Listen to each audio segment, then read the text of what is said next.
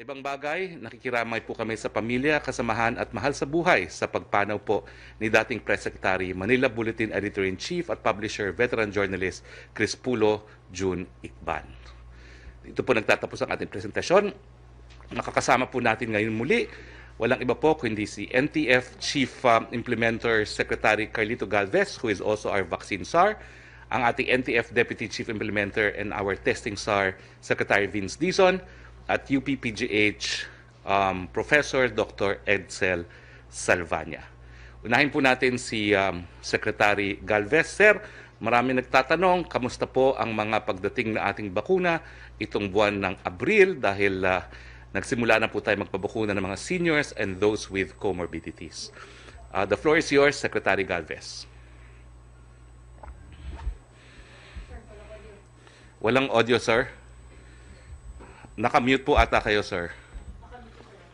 Sir Ngalan Galvez, po ng ayan. magandang umaga po, Sir Harry. At sa ngalan po ng lahat na bumubuo ng National Task Force Against COVID-19 at ng Vaccine Cluster, isang magandang araw po sa ating lahat. Una po, makikita po natin sa ating tinatawag natin sa next slide please. Yung according to Bloomberg Tracker, nakikita po natin na meron na po tayong 673 million doses that have been administered worldwide sa 155 countries. The rate ng approximate natin is 16.2 million doses a day. So nakikita po natin na talagang ang nangunguna yung 4 na countries at sila po halos bumubuo ng kumukuha po ng mga tinatawag natin sa global market. At nakita po natin, ang ranking po natin para malaman po ng iba ay ang Philippines ay rank na po na 50th out of the 155 countries with a total of 854,063 doses administered as of 5 April. At ang nakita po natin dito, next slide po, ang nakita po natin sa Southeast Asia ay nakikita po natin na pang-ano po tayo, pang-4 po tayo. Ito po, nakikita po natin na tayo po ay sumusunod po sa countries ng Indonesia, Singapore, Myanmar, at saka po naungusan na po natin ang Malaysia. Next slide po.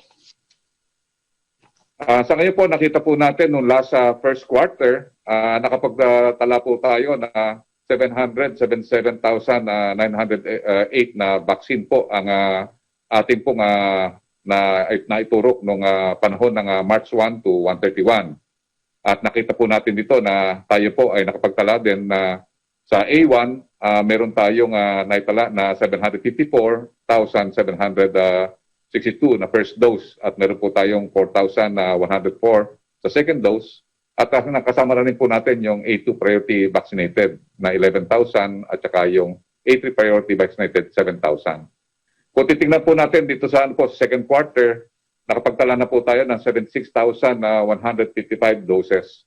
At ngayon po, asahan po namin na dahil po yung deployment po natin, nagpo-full swing na po tayo ng deployment ng 1 million Sinovac vaccine, ay tataas po ang mga numero po natin.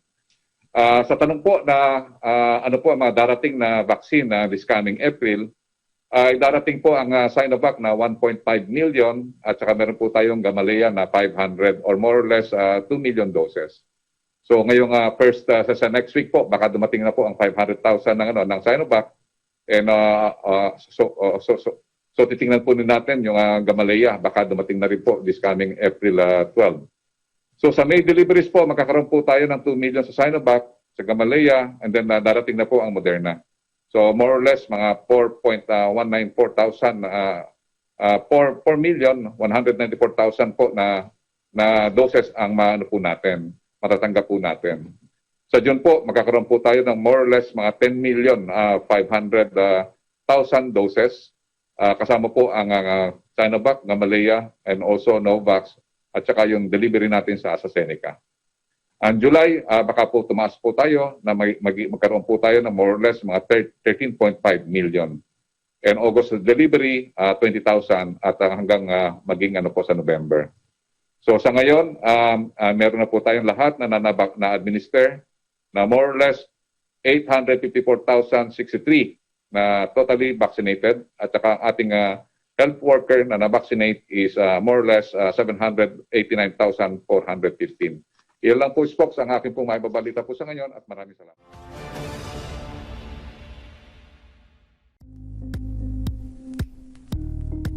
Thank you for watching Politico TV. Please like and subscribe to our channel for more videos.